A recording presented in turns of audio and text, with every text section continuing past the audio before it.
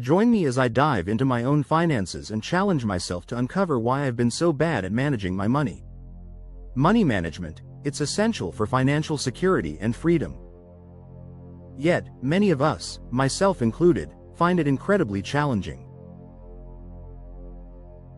Why is it so hard to handle something as basic and necessary as managing money effectively?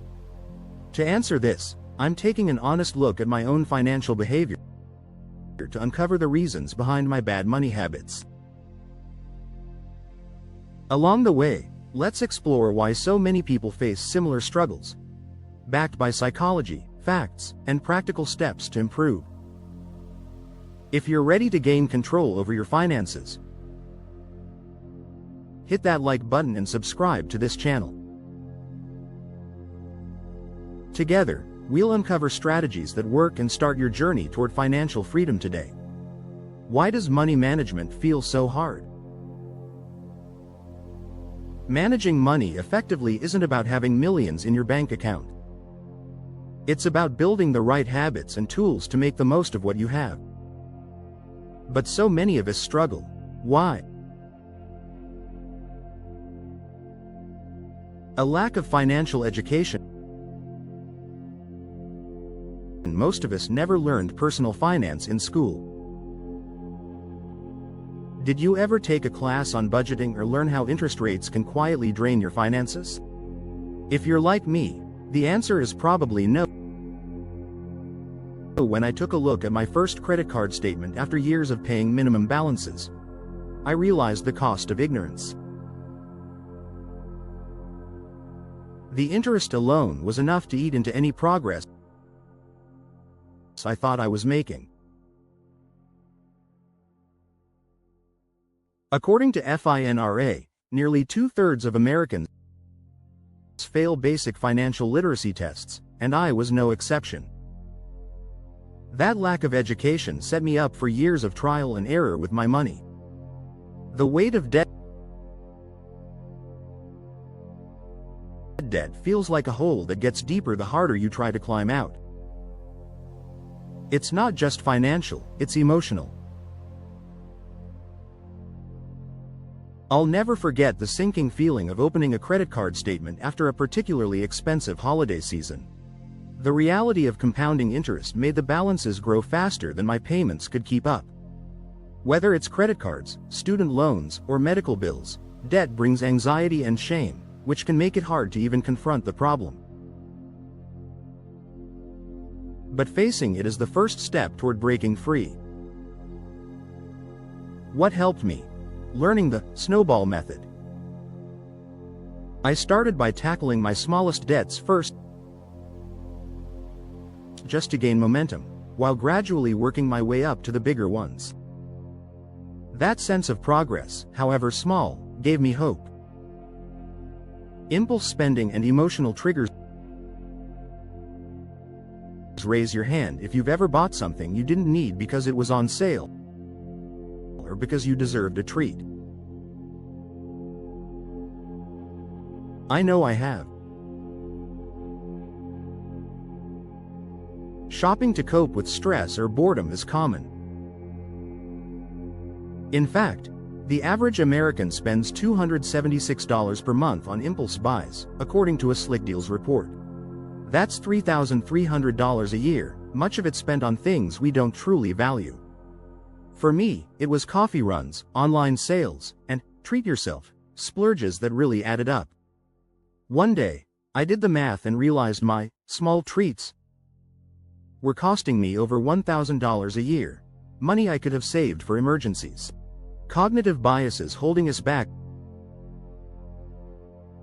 Our brains don't always help when it comes to managing money. Here are 3 mental habits that often trip us up. Present bias.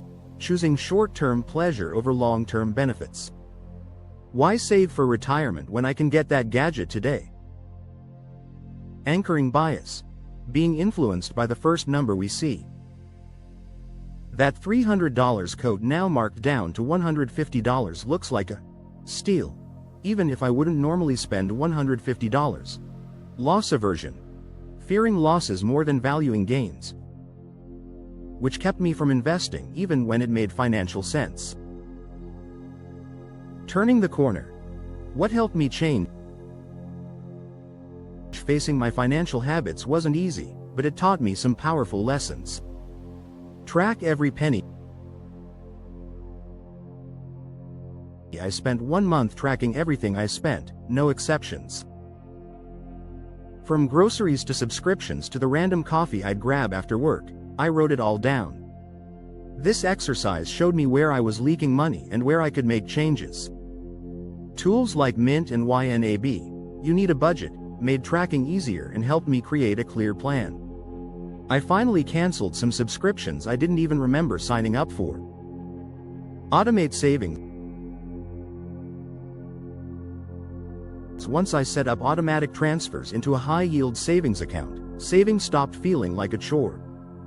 The beauty of automation is that it removes the temptation to spend. It's out of sight, out of mind. Pause before purchases. One small but impactful change. I started waiting 24 hours before making any unplanned purchases. Most of the time, that delay helped me realize I didn't really need the item, or that I could find a cheaper alternative. Set simple, achievable goals. Big goals like pay off all debt felt too overwhelming, so I broke them down into manageable chunks. For instance, saving $500 for an emergency fund within 3 months became my first milestone.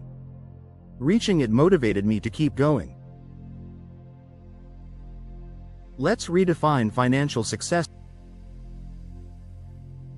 Managing money isn't about deprivation or getting it perfect every time.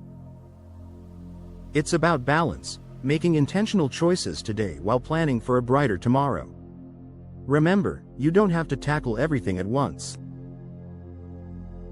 Start with one small change, whether it's tracking your spending for a week or setting aside $20 toward a savings goal. Over time, these small habits build the momentum to create big, positive changes in your life. Let's build this community together. What's the biggest financial hurdle you've faced, and how are you tackling it? Share your stories in the comments. I'd love to hear from you. If this content resonated, hit the like button and subscribe for more tips and strategies on mastering your money. And don't forget to turn on notifications so you won't miss our next video. Together, we can rewrite the way we think about money and create a future that's financially strong and stress-free. Every small step you take today, whether it's tracking your spending, paying off a single debt, or just pausing before that next purchase, brings you closer to financial freedom. Let's make it happen together.